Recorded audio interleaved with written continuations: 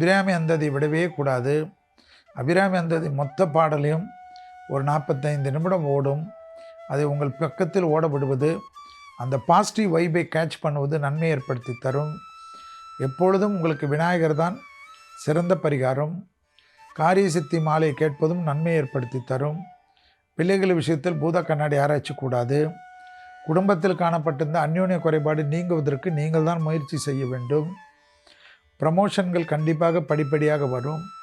தடைகள் படிப்படியாக நிவர்த்தி ஏற்படும்.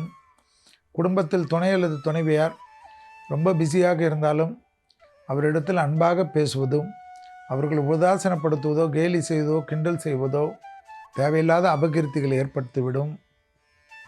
குடும்பத்தில் அந்நியர் தலையீடு, பிறர் குடும்ப விஷயத்தில் உங்களுடைய தலையீடு கூடவே கூடாது. உடற்பயிற்சியை மறக்காமல் செய்வது நன்மை ஏற்படுத்தி தரும். முட்டி, பாதம், முதுகு வலியில் அதீத கவனமாக இருப்பது சிம்மத்திற்கு நன்மை தரும். சிம்மராசிக்காரர்கள் தொலைதூரத்திலிருந்து நன்மைகள் ஏற்படக்கூடிய நல்ல காலகட்டம் என்பதை ஞாபகத்தில் வைத்து கொள்ளுங்கள். திடீர் அதிர்ஷ்டம், மீடியா துறையினர், படைப்பாளிகள், கலைத்துறையினர்களுக்கெல்லாம் அற்புதமான காலகட்டம். சிம்மராசிக்காரர்களுக்கு யோக பலத்தை நிச்சயமாக பெற்றுத்தரும். பாடல்கள் உங்களை மேன்மையடைய செய்யும். கண்டிப்பாக உங்களுடைய திட்டங்களை எல்லாம் ஆக்கப்பூர்வமாக போட்டுக்கொள்வது நன்மை தரும்.